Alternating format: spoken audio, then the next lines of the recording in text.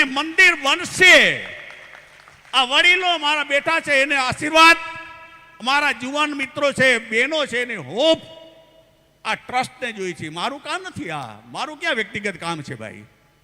આ તો ઈશ્વરનું કાર્ય છે. ઈશ્વરનું કાર્ય તમે ને હું નહીં કરી તો કોણ કરશે? આ એટલા માટે એના નકશા મેં તૈયાર કરી લીધા છે. મંદિર કેવું છે એ હું તમને અહીંયા 6 મિનિટ માટે બતાવી રહ્યો છું.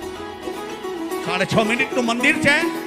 તમે જુઓ દુનિયા, આ ગામ યાત્રાધામ બનશે મહારાજશ્રી.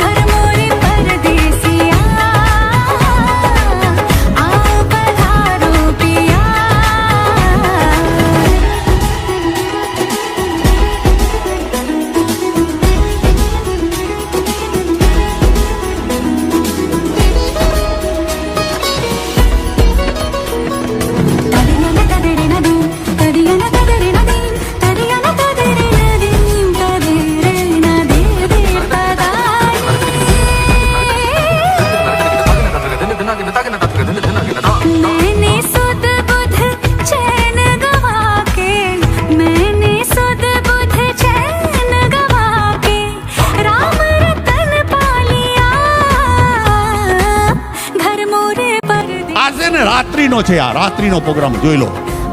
આવું ડેકોરેશન દેખાશે તમને, રાત્રે જોવાનું મજા આવશે.